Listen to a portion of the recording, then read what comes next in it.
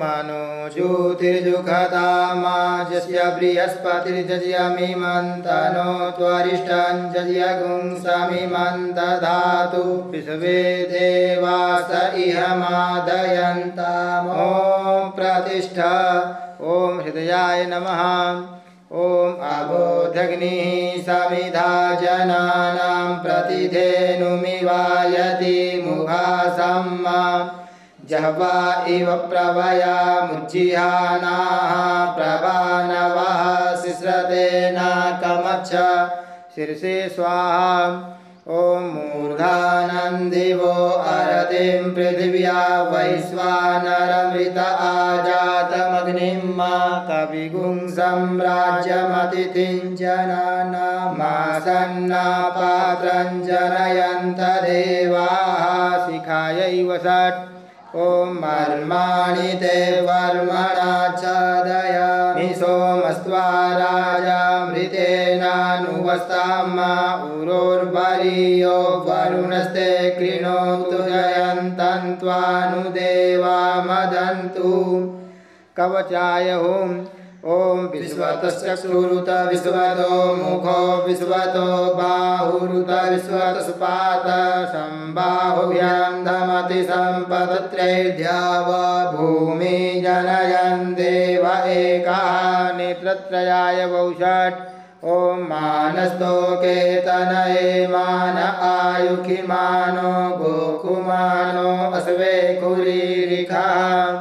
मानो वीरानुरभामिनो बधिर्रेहविगमन्तः सदमित्वा हवामहे अस्त्राय फट ध्याये नित्यं महेशं रजतगिरिनिभां चारुचन्द्रावतंसं रत्नाकल्पोज्ज्वलाङ्गं परशुमृगवराभीतिहस्तं प्रसन्नं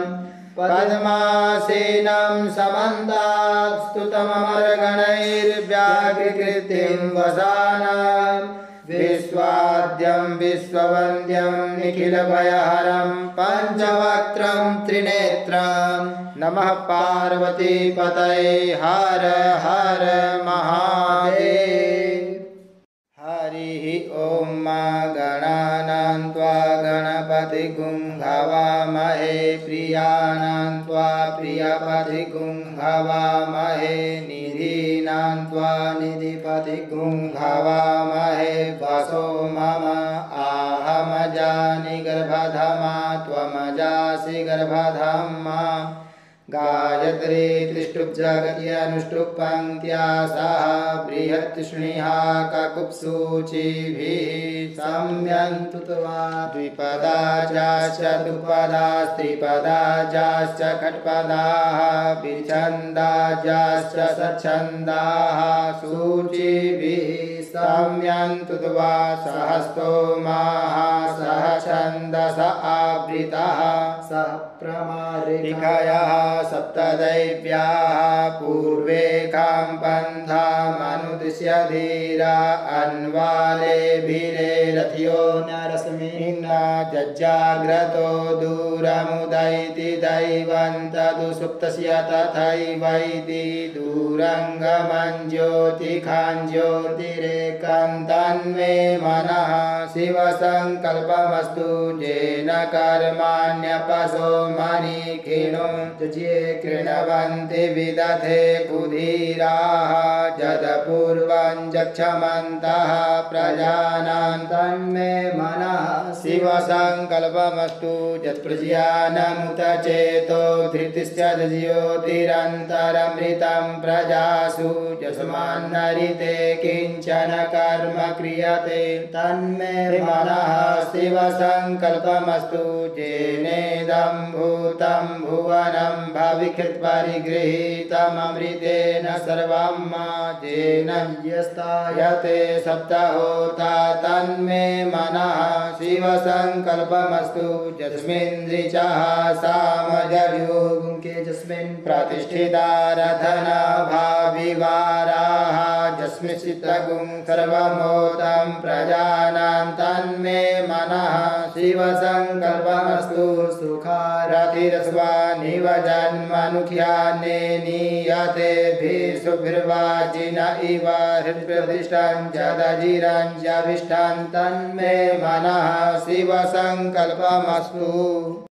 हरिः ॐ मा सहस्रशीर्षः पुरुषः सहस्राक्षः सहस्रपातः भूमिगुं सर्वत्र स्मृतवात्यधिष्ठद्दशाङ्गुलं मा पुरुष एवेदगुं सर्वं जदभूतं जच्च भाव्यं मा उतामृतत्वस्येषानो जदन्येनातिरोहति एतावानस्य महिमातो जायाश्च पुरुषः पादोश्च विश्वा भूतानि त्रिपादस्यामृतं दिवि त्रिपादूर्ध्व उदयित पुरुषः पादोश्चेह भवत् पुनः ततो विघ्वं विक्रामशासनानसने अभि ततो विराड जायत विराजो अधिपुरुषः स जातो अत्यरिचत पश्चात् भूमिमतो पुरः तस्माद् सर्वहुतः सम्मृगं मृगदाज्यं पशुस्तासगरे वायव्यानारण्या ग्राम्याश्च जे तस्माद्या सर्वहुतरिजः सामानि जजिरे छन्दांसि जजिरे तस्माद्यजुस्तस्मादजायत तस्मादस्वा अजायन्त जे केचो भयादतः गावो अजजिरे तस्माज्जाता अजावयः तञ्जयं बर्हिः प्रोक्षन् पुरुषं जातमग्रतः तेन देवा अयजन्त साध्यारिकयसजे जत्पुरुषं व्यदधुः कतिधा व्यकल्पयन् मुखं किमस्यासीत् किं बाहु किमोरुपादा उच्यते ब्राह्मणोऽस्य मुखमासीत् बाहुराजन्यः कृतः ऊरु तदस्य जदवैश्यः पदव्यागुं शूद्रो अजायत चन्द्रमा मनसो जातचक्षोः सूर्यो अजायत श्रोत्राद्वायुश्च प्राणश्च मुखादग्निरजायत नाभ्या आसीदन्तरिक्षगुं शेष्णोद्यौः समवर्तत पदव्यां भूमिर्दिशः श्रोत्र तथा लोकान् अकल्पयन् चत्पुरुषेण हविषा देवाज्यमतन्वत वसन्तोष्यासीदाज्यङ्ग्रीक्मैधमः सर्दविः सप्तास्यासन् परिधयश्रीः सप्तसमिधाः कृताः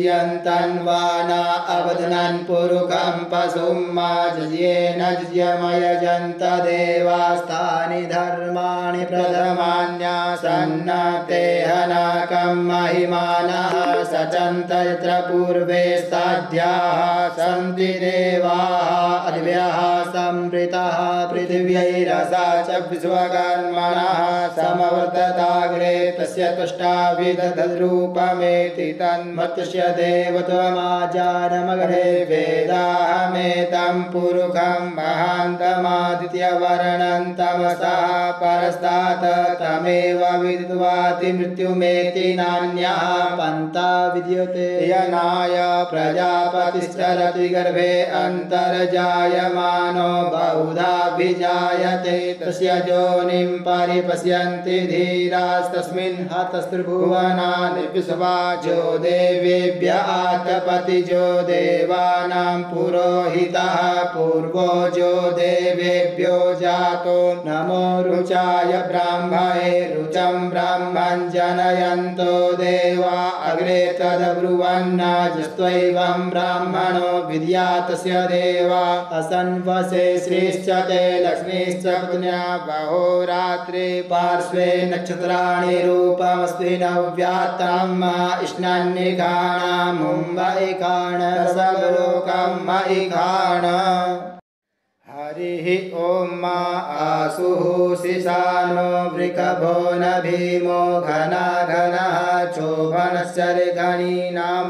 संक्रन्दनो निमिख एकवीरः शतगुंसेना अजयसाकमिन्द्रः संक्रन्दनेन निमिखेन विष्णुना चित्कारेण दुष्यवनेन विष्णुना तदिन्द्रेण जयत तत्साधुवं जुधो नर इकुहस्ते न विष्णा स इकुहस्तैः सनिघङ्गिभिर्वसि सगुंसष्टा सयुध इन्द्रो गणेन सगुंसृष्टजित्सोमपाबाहु सद्विरधन्वा प्रतिहिताभिरस्ता बृहस्पते परिधीया रथेन रक्षोहा मित्राम् अपबाधमानः प्रभञ्जन् सेनाः प्रमिणो जुधा जयन्नस्माकमेद्य वितारथानां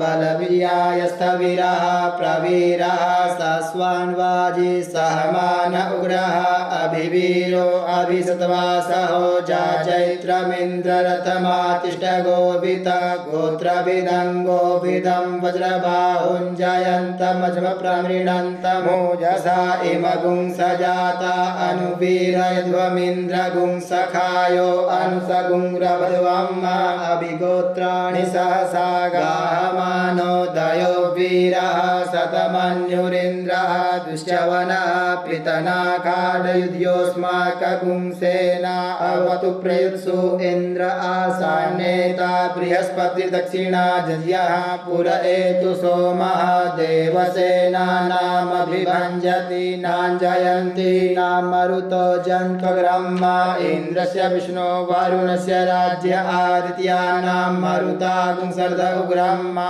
महामनसां भुवनच्यवानां गोखो देवानां जयतामुदस्तात उदरिखयमघवन्ना युधानुसत्वनां मामकानां मनागुंसि उद्वित्रहन्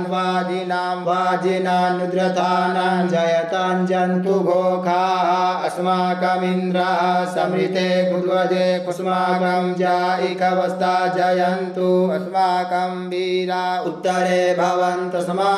उदेवा अवताहवेखु अमेकाञ्चितं प्रतिलोभयन्ति गृहाणाङ्गानपवे परेहि अभिप्रेहि निर्दहर्षुशोकैरन्देन मित्रास्तमसा सचन्ताम् अवसृष्टा परापत सर्वे ब्रह्मसगुंसिते गच्छा मित्रान् प्रपद्यस्व मामि काङ्कञ्चनोच्छिखः प्रेता जयता नर इन्द्रो वः सर्मज्छतु उग्रा वः सन्तु बाहवो नाधिक्या यथा सथ असौ जासेना मरुतः परेघामव्यैति न ओजसास्पदमाना ताङ्गुहत तमसा पभृतेन जधामि अन्यो अन्यन्न जानन्न यत्र बाणाः सम्पतन्ति कुमारा विशिखा इव तन्न इन्द्रो बृहस्पतिरदितिः शर्मज्छतु विश्वाहा शर्मज्छतु मर्माणि ते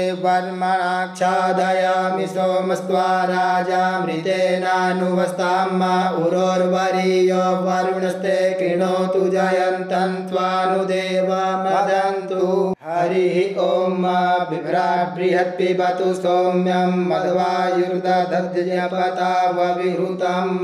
पातजूतो जो अविरक्षतित्मना प्रजाः पुपोख पुरुधा विराजति उदुत्यञ्जात वेदसन्देवं वहन्ति केतवः दृशे विश्वाय सूर्यं जेनापावक चक्षसा भुरन्यन्तं जना अनु त्वं वरुण पश्यसि दैव्यावद्वर्जो आगतगुं रथेन सूर्यत्वचा मध्वाजयगुं समञ्जाते तं प्रत्नधायं वेनश्चित्रं देवानां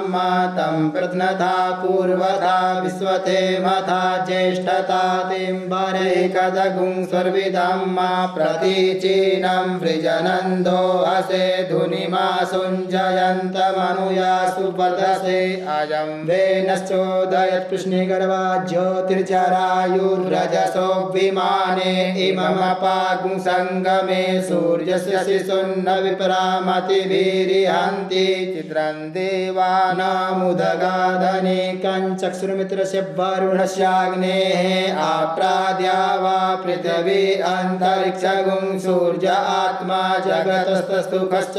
आनैडाभिर्विदते सुस्वस्ति विश्वानरः सविता देव एतु अपि यथा जुवानो मत्स्यथानो विश्वं जगदपि पितवे मणिका जगच्च विद्रहन्नुदगा अभिसूर्या सर्वन्तरिन्द्रते वसि तारणिर्विश्वदर्शतो ज्योतिकृदसि सूर्या विश्वमाभासिरोचनं मातसूर्यस्य देवत्वं तन्महित्वं मध्याकर्तोर्विततगुं संजभार जदेदयुक्तहरितः सदस्तादात्रात्रिवासस्तनुते श्रीमस्मै तन्मित्रस्य वरुणस्याभिचक्षे सूर्यो रूपं कृणुते द्यौरूपस्ते अनन्तमन्यदृसदस्य पाजः कृष्णमन्यधरितः सम्भरन्ति असि सूर्यवरादित्यमः असि महस्ते सतो महिमापनस्य तेर्धा देवमः असि सूर्यस्रवसा महा असि सत्रा देवमः असि मन्ना देवानां सूर्यः पुरोहितो विभुज्योतिरदाभ्यम् आश्रायन्त इव सूर्यं विश्वेदिन्द्रस्य भक्षता वसूनि जाते जनमान ओजसा प्रतिभागन्नदीधिमा अधिया देवा उदिता सूर्यस्य निरगुंहसः पिप्रिता निरवध्यात तन्नो मित्रो वरुणो मा महन्तामदितिः सिन्धुः पृथिवी उदद्यौः आकृष्णेन रजसा व्रतमानो निवेशयन्नमृतं मर्त्यं च हिरण्ययेन सविता रथेन देवो जाति भुवनानि पश्यन् हरिः ॐ भूर्भुवः स्वः नमस्ते रुद्रमन्यव उतोत इखवे नमः बाहुभ्यामुत ते नमः जाते रुद्रशिवा तनूरघोरा पापकाशिनी तया नस्तन्वा सन्तमया गिरिसन्ताभिचाकसीः जामिगुङ्गिरिसन्तहस्ते विवर्गस्तवे शिवाङ्गिरित्रतां कुरुमाहि गुंसीः पुरुखं जगता शिवेन वचसा त्वां गिरिसा च वदामसि जतानः सर्वमिज्जगदक्ष्मगुं सुमना असत अधिवोच्चदधिवक्ता प्रथमो दैव्योऽभिखक अहिश्च सर्वाञ्जम्भयः सर्वाश्च जातु धान्यो दराचिः परासुव असौ जसाम्रो अरुण उत बभ्रुः सुमङ्गलः जे चैनगुं रुद्रा अभितो दिक्षु श्रिताः सहस्रशो वैखा गुंहेड इमहे असौ जो वसर्पति नीलग्रीवो विलोहितः उतैनङ्गोपा अधिस्रन्नुदहार्जः सदृष्टो मीडयातिनः नमोऽस्तु नीलग्रीवाय सहस्राक्षाय मीढुके अथो जे अस्य सत्वानो हन्तेभ्यो करन्नमः प्रमुञ्च धन्वनस्तमुभयोर्राज्ञोर्ज्याश्च ते हस्त इखवः पराता भगवो वव विजयन्धनुः कपर्दिनो विशल्यो बाणवा उत अनेसन्नस्य जा इखव आभुरस्य निखङ्गधिः जाते तिर्मे दुष्टमहते बभूवते धनुः तयास्मान् विश्वतस्तमयक्ष्मया परिभुजा परिते धन्वनो हेतिरस्मान् वृणतु विश्वतः अथो जय खुदिस्तवारे अस्मन्निधेहितं मा अवतत्य धनुष्ट्वगुं सहस्राक्षसते खुदे निशीर्ज सल्यान मुखा शिवो नः सुमना भवन् नमस्त आयुधाय नातताय विष्णवे उभाभ्यामुतते नमो बाहुभ्यां तव धन्वने मानो महान्तमुतमानो अभकं मान उच्चन्तमुतमान उच्चितं मानो वधीः पितरं मोतमातरं मानः प्रियास्तन्वो रुद्ररीरिखा मानस्तो केतनये मान आयुखि मानो गोकु बहुमानो अश्वे कुरीरिखः मानो वीरान् रुद्रभामिनो वधिर्रेहविगमन्तः सदवित्वा हवामहे नमो हिरण्यबाहवे सेनान्येधिशाञ्च पतये नमो नमो वृक्षेभ्यो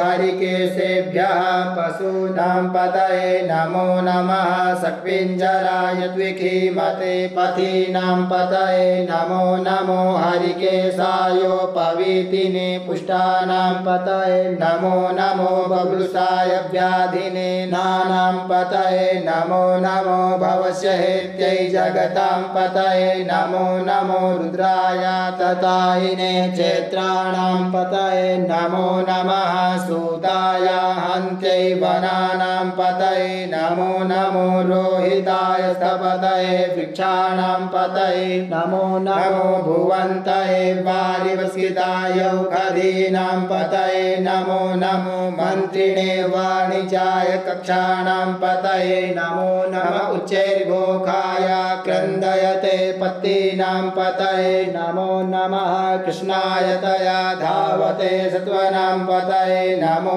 नमः सहमानाय निव्याधिन आव्याधिनीनां पतये नमो नमो निकङ्गिणे त्वकुभायस्तेनानां पतये नमो नमो निचेरवे परिचराय रण्यानां पतये नमो नमो वञ्चते परिवञ्चते स्थायूनां पतये नमो नमो निकङ्गिन इकुदिमते तस्कराणां पतये नमो नमः शिकायभ्यो जिघागुंसद्भ्यो मुष्णतां पतये नमो नमो शिवभ्यो नक्तञ्चरद्भ्यो विकृन्तानां पतये नमः नमः उष्णे गिणे गिरिचराय कुरुञ्चानां पतये नमो नमः इकुमभ्यो धन्वायुभ्यश्चवो नमो नमः आतन्वानेभ्यः प्रतिदधानेभ्यश्चवो नमो नमः आयच्छद्भ्यो सद्भ्यश्चवो नमो नमो विसृजद्भ्यो विद्यद्भ्यश्चवो नमो नमः स्वपद्भ्यो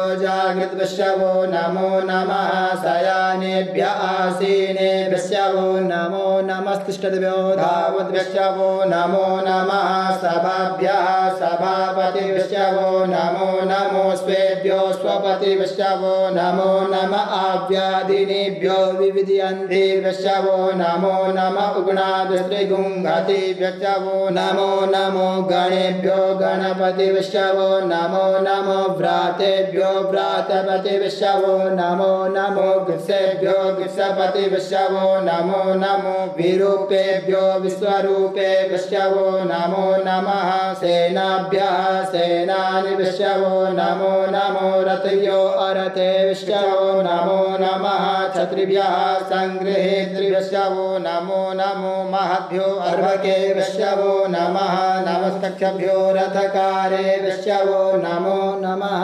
कुलालेभ्यः कर्मारेभ्यश्चवो नमो नमो निखादेभ्यः पुञ्जिष्ठेभ्यश्चवो नमो नमः स्वनिभ्यो मृगयोभ्यश्चवो नमो नमः स्वभ्यः स्वपतिभ्यश्चवो नमो नमो भवाय च रुद्राय च नमः सर्वाय च पशुपतये च नमो नीलग्रीवाय च शितिकण्ठाय च नमः कपर्दिने च विप्तकेशाय च नमः सहस्राक्षाय च शतधन्वने च नमो गिरिशयाय च शिपिविष्टाय च नमो मेढुष्टमाय च कुमते च नमो हृष्वाय च वामनाय च नमो ब्रियते च वरिखीयसे च नमो वृद्धाय च समृद्धे च नमो ग्र्याय च प्रथमाय च नमः आसवे च जिराय च नमः सिभ्याय च सिभ्याय च नमः ऊर्म्याय च वस्वन्याय च नमो नादेयाय च द्वीप्याय च नमो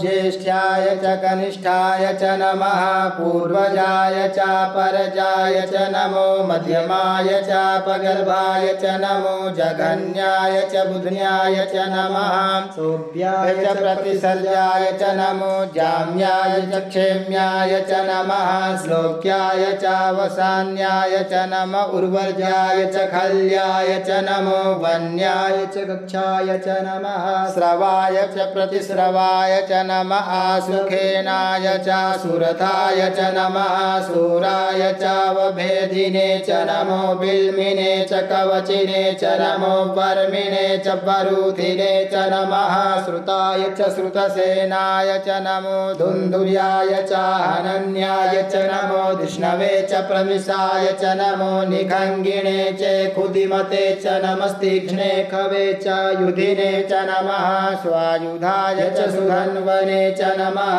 श्रुत्याय च पत्याय च नमः काट्याय च निप्याय च नमः कुल्याय च सरस्याय च नमो नादेयाय च वैसन्ताय च नमः कुप्याय च वक्याय च नमो विद्याय च तप्याय च नमो मेघ्याय च विद्युत्याय च नमो वर्ख्याय च वर्ह्याय च नमो वात्याय च रेक्म्याय च नमो वास्तव्याय च वास्तुपाय च नमः सोमाय च रुद्राय च नमस्ताम्राय च अरुणाय च नमः संगवे च पशुपतये च नम उग्राय च भीमाय च नमो ग्रेवधाय च दूरे वधाय च नमो हन्त्रे च हनीयसे च नमो विक्षेभ्यो हरिकेशेभ्यो नमस्ताराय नमः संभवाय च मयो भवाय च नमः शङ्कराय च मयस्कराय च नमः शिवाय च शिवतराय च नमः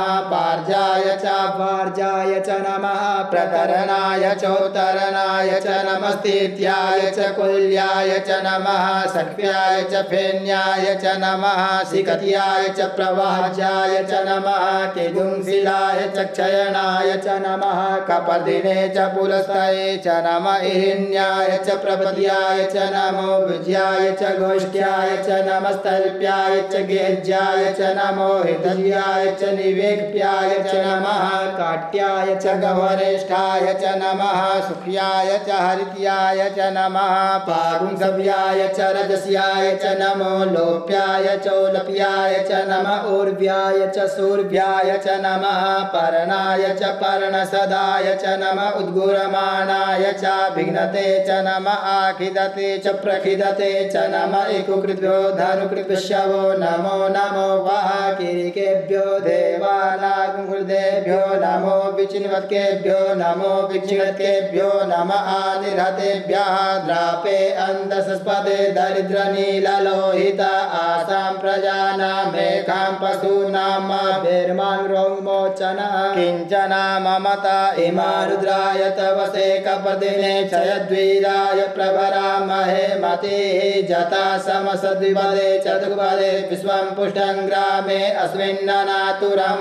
जाते रुद्रशिवा तनुः शिवा विश्वाहा भेखजी शिवा ऋतस्य भेखजी तया नो मिडजीवसे परिणो रुद्रस्य हेतिर्विणक्तु परित्वे कस्य दुर्मतिरगायोः अवस्थिरा मघवद्वस्तनुकमीढ्वस्तोकायतनयाय मृडमीढुष्टमशिवतमशिवो नः सुमना भव परमे वृक्ष आयुधन्निधाय कृतिं वसान आचर पिनाकं बिभ्रदा गहि विकृद्रविलोहित नमस्ते अस्तु भगवः जास्ते सहस्रगुंहे तयोन्यमस्मन्निव पन्तु ताः सहस्राणि सहस्रशो बाहोस्तव हेतयः तासामीशानो भगवः पराचीना मुखाकृति असंख्याता सहस्राणि जे रुद्रा अधिभूम्यां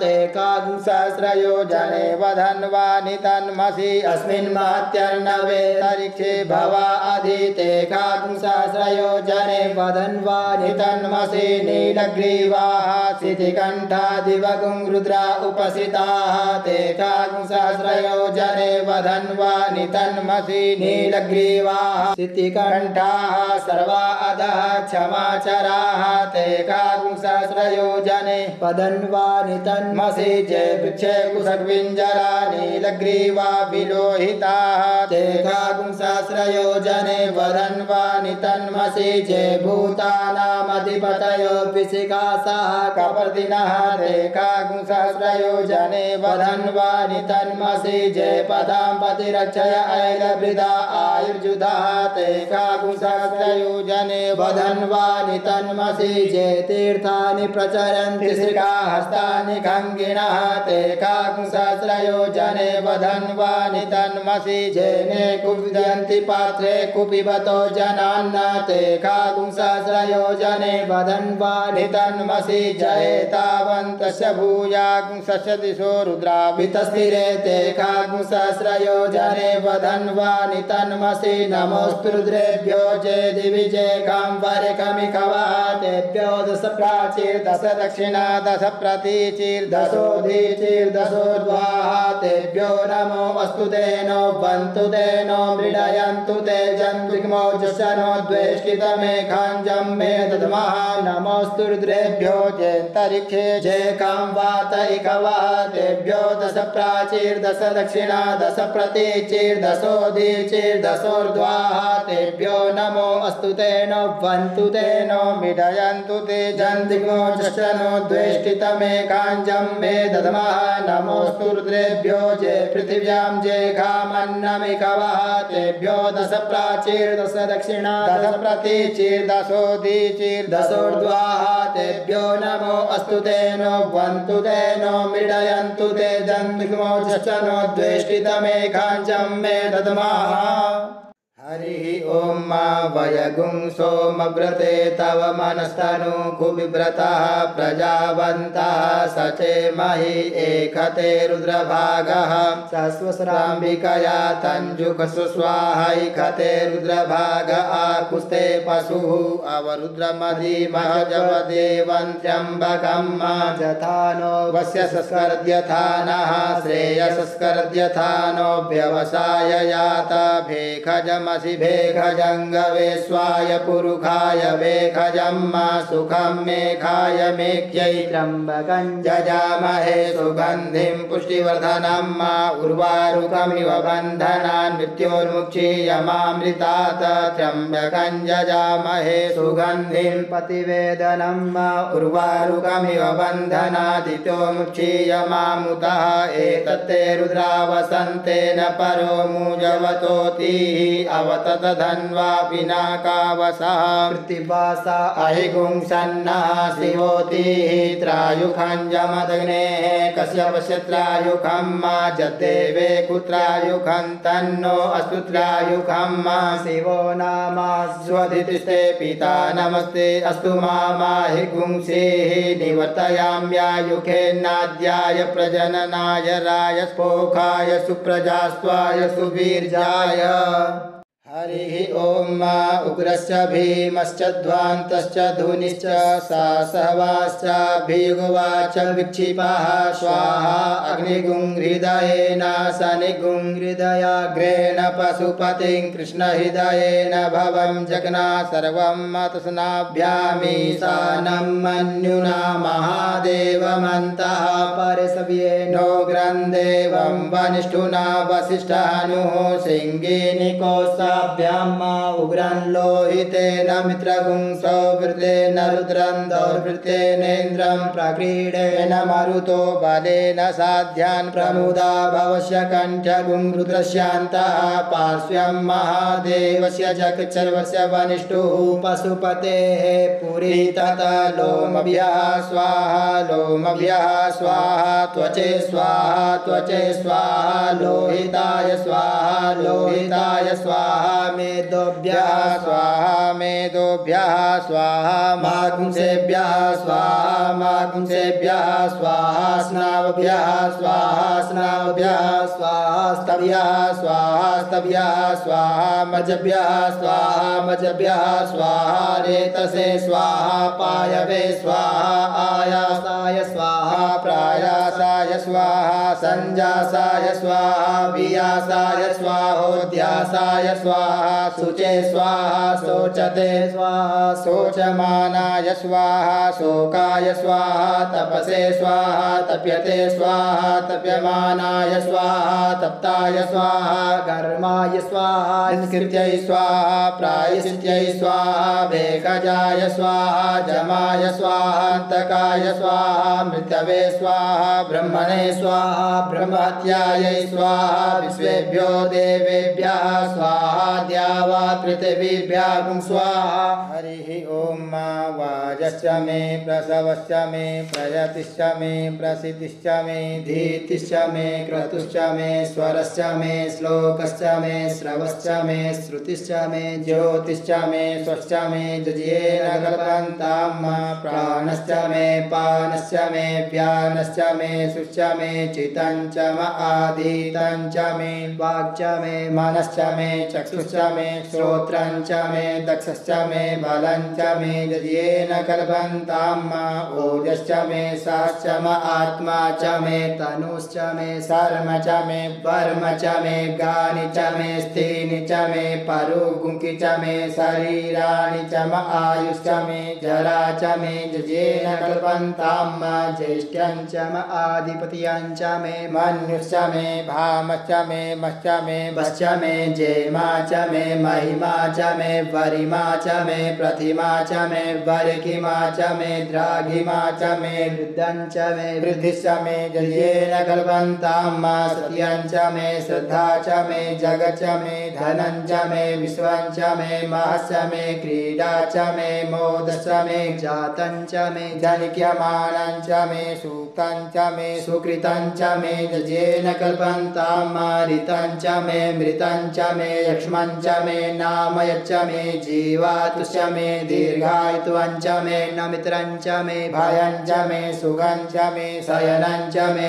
सुखाश्च मे सुदिनं च मे जजेन कल्पन्ताम् जन्ता च मे धर्ता च मे क्षेमश्च मे धृतिश्च मे विश्वं च मे माश्च मे संभिच्च मे ज्ञात्रं च मे सुश्च मे प्रसूश्च मे क्षीरं च मे लयश्च मे जजेन कल्पन्ताम् सञ्च मे मयश्च मे प्रियं च मे नुकामश्च मे कामश्च मे सौमनसश्च मे भगश्च मे द्रविणं च मे भद्रं च मे श्रेयश्च मे वसीयश्च मे जसश्च मे जजेन कल्पन्ताम् उच्च मे सुनृता च मे पयश्च मे रसश्च मे घृतं च मे मधु च मे सग्धिश्च मे सपीतिश्च मे कृतिश्च मे वृष्टिश्च मे चैत्रं च म औद्भिर्यं च मे जजेन कल्पन्ताम् रयश्च मे रायश्च मे पुष्टं च मे पुष्टि च मे विभु च मे प्रभु च मे पूर्णं च मे पूर्णतरं च मे कुयवं च मे चितं च मे नं च मे च मे जजेन कल्पन्ताम् भितं च मे वेद्यं च मे भूतं च मे भविक्य च मे सुगं च मे सुपद्यं च मर्दिधं च मर्दिश्च मे कृतं च मे कृतिश्च मे मतिश्च मे सुमतिश्च मे जजेन कल्पन्ताम् व्रीहयश्च मे जवाश्च मे माखाश्च मे तिलाश्च मे मुद्गाश्च मे खल्वाश्च मे प्रियङ्गवश्च मे नवश्च मे श्यामाकाश्च मे नीवाराश्च मे गोधूमाश्च मे मसूराश्च मे जजेन कल्पन्ताम् अस्माच्च मे मृत्तिका च मे गिरयश्च मे पर्वताश्च मे सिकताश्च मे वनस्पतयश्च मे हिरण्यं च मे यश्च मे श्यामं च मे लोहं च मे शीशं च मे त्रपु च मे जजेन कल्पन्ताम् अग्निश्च म आपश्च मे विरुदश्च म ओघरश्च मे कृष्णपश्याश्च मे कृष्णपश्याश्च मे ग्राम्याश्च मे पशव आरण्याश्च मे वितं च मे वितिश्च मे भूतं च मे भूतिश्च मे जजेन कल्पन्ताम्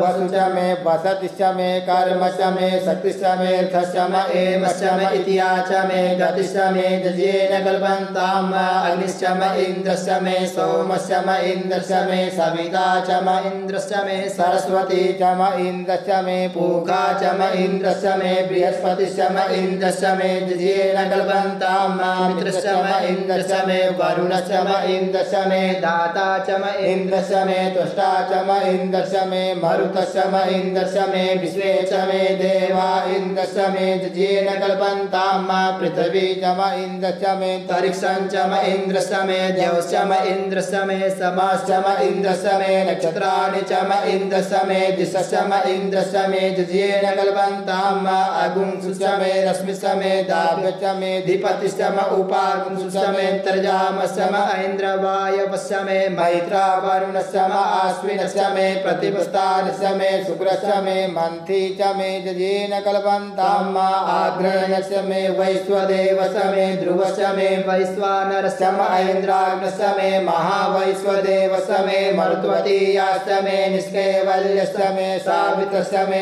सारस्वतस्य मे पात्नीवतस्य मे हारियोजनस्य मे जजेन कल्पन्ताम् शुचस्य मे चमसाश्च मे वायव्यानि च मे द्रोणकलशस्य मे ग्रावाणस्य मे दिखवने च मे पूतभिश्च म आधवनीयस्य मे वेदस्य मे बलिश्च मे वविधश्च मे स्वगाकारस्य मे जजेन कल्पन्ताम् अग्निश्च मे घर्मस्य मे अर्कस्य मे सूर्यस्य मे प्राणस्य मे स्वमेधस्य मे पृथिवी च मे दितिश्च मे द्यौश्च मे गुलयः सत्वरयो दिशस्य मे जजेन कल्पन्ताम् व्रतं च मरितवस्य मे तपस्य मे संवत्सरस्य मे होरात्रे ऊर्वशी बृहदरथन्तरे च मे जजेन कल्पन्ताम् एका च मे तिस्रश्च मे पंच च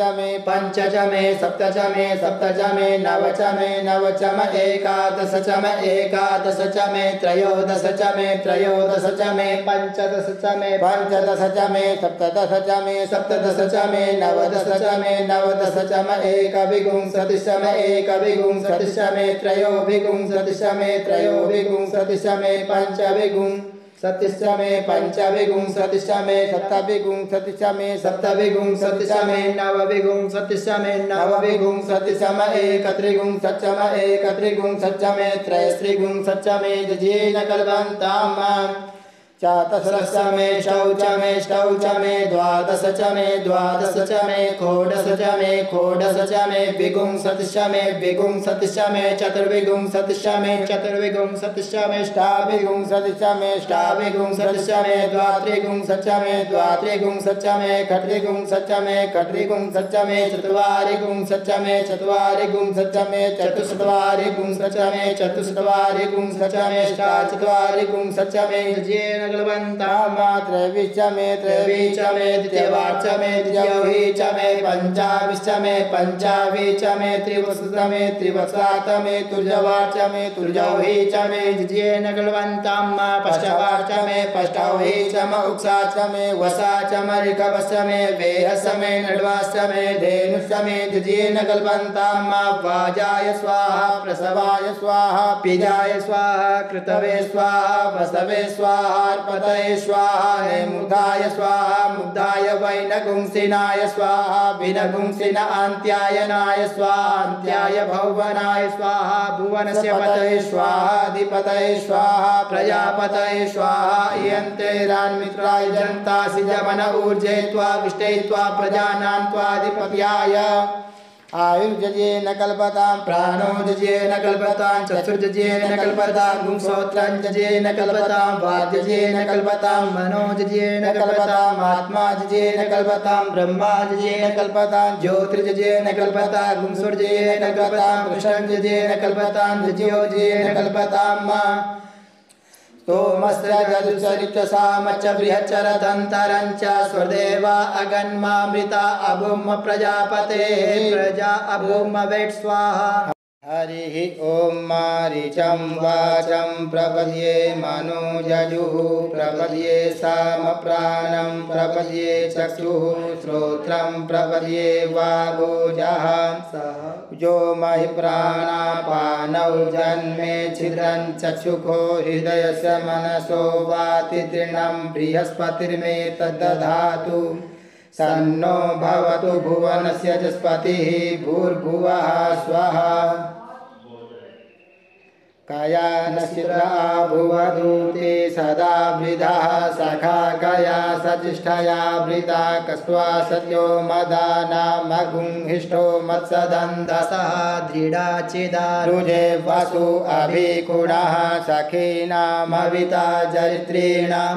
सतं भवास्यूतिभिः कया त्वन्न ऊत्याभिप्रमन्दसे बृहन्न कया स्तोत्रिभ्य आभर इन्द्रो विश्वस्य राजति सन्नो अस्तु द्विपदे सञ्चतुष्पदे सन्नो मित्रः संवरुणः सन्नो भवत्वजमा सन्न इन्द्रो बृहस्पतिः सन्नो विष्णुरुक्रमः सन्नो वातः पवतागुं सन्नस्तपतु सूर्यः सन्नः कनिकृतदेवः पर्जन्यो अभिवर्खतु अहानि सम्भवन्तु नः सगुं रात्रिः प्रतिधीयतां सन्न इन्द्राग्नि भवतामवोभिः सन्न इन्द्रा वरुणा रातहव्या सन्न इन्द्रा पूषणा वाजसातौ समिन्द्रा सोमा सुविताय संजोः सन्नो देवीरभिष्टय आपो भवन्तु पीतये संजोरभिस्रवन्तु नः स्योना पृथ्विनो भवानिक्षरा निवेशनी यच्छानः सर्मसप्रथाः आपो हिष्ठामयो भुवस्थान ऊर्जे दधातन महेरणाय चक्षसे जो वः शिवतमो रसस्तस्य भाजयते हनः उषतीरिव मातरः तस्मा अरङ्गमामवो यशक्षयाय जिन्वथ आपो जनयथा च नः द्यौः शान्तिरन्तरिक्षगुं शान्तिः पृथिवी शान्तिरापः शान्तिरोषधयः शान्तिः वनस्पतयः शान्तिर्विश्वे देवाः शान्तिर्ब्रह्म शान्तिः सर्वगुं शान्तिः शान्तिरेव शान्तिः सामा शान्तिरेधि धृते द्रिगुंहमा मित्रस्य मा चक्षुषा सर्वाणि भूतानि समीक्षन्तां मा मित्रस्याहं चक्षुषा सर्वाणि भूतानि समीक्षे मित्रस्य चक्षुषा समीक्षामहे धृते द्रिगुंहमा योक्ते सन्दृशिजीव्या संयोक्ते सन्दृशिजीव्या सम्मा नमस्ते हरसे सोचिखे नमस्ते अस्वचिखे अन्यास्ते अस्मत्तपन्तु हेतयः पावको अस्मभ्यगुं शिवो भव नमस्ते अस्तु विद्युते नमस्ते स्तनवे नमस्ते भगवन्नस्तु जतः स्वः समीहसे ततो यतः समीहसे ततो नो अभयं कुरु सन्नः कुरु प्रजाभ्यो भयन्नः पशुभ्यः सुमित्रियान आप ओषधयः सन्तु दुर्मित्रियास्तस्मै सन्तु जोष्मान् द्वेष्टिजं च भयं दिग्मः तच्चक्षुर्देव हितं पुरस्तात् शुक्रमुच्चरत पश्येम शरदः शतं जीवेम शरदः शतगुं शृणुयाम शरदः शतं प्रब्रवाम शरदः शतमदीनाः स्याम शरदः शतं भूयश्च शरदः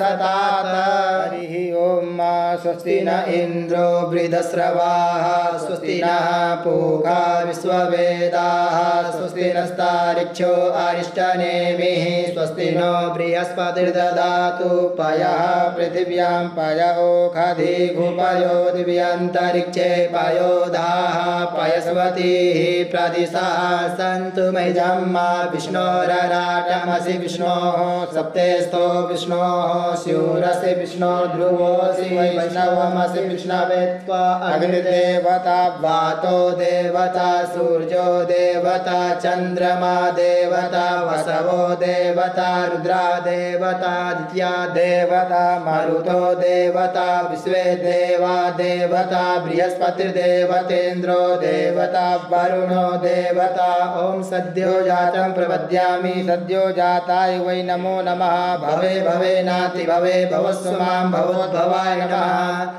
वामदेवाय नमो ज्येष्ठाय नमः श्रेष्ठाय नमो रुद्राय नमः कालाय नमः कलविकरणाय बलविकरणाय नमो बलाय नमो बलप्रवर्तनाय नमः सर्वभूतदमनाय नमो मनोन्मनाय नमः अघोरेभ्योऽथ घोरेभ्यो घोरघोरतरेभ्यः सर्वेभ्यः सर्वसर्वेभ्यो नमस्ते अस्तु रुद्ररूपेभ्यः तत्पुरुषाय विद्महे महादेवाय धीमहि तन्नो रुद्रः प्रचोदयात् ईशानः सर्वविद्यानामीश्वरः सर्वभूतानां ब्रह्माधिपतिर्ब्रह्मणोऽधिपतिर्ब्रह्मा शिवो मे अस्तु सदा शिवो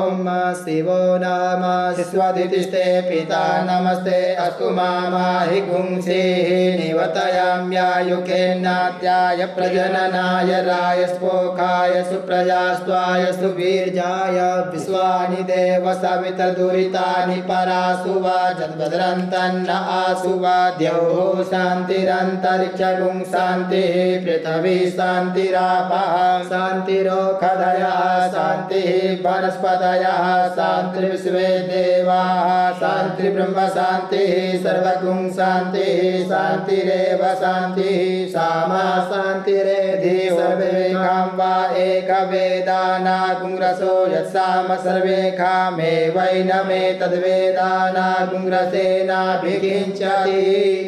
ॐ शान्तिः शान्तिः शान्तिः सुशान्तिर्भवतु सर्वारिष्टशान्तिर्भवतु अनेन कृतेन श्रीरुद्राभिषेककर्मणा श्रीभवानी शङ्करमहारुद्रः प्रीयतां मम श्रीशाम्ब सदाशिवार्पणमस्तु।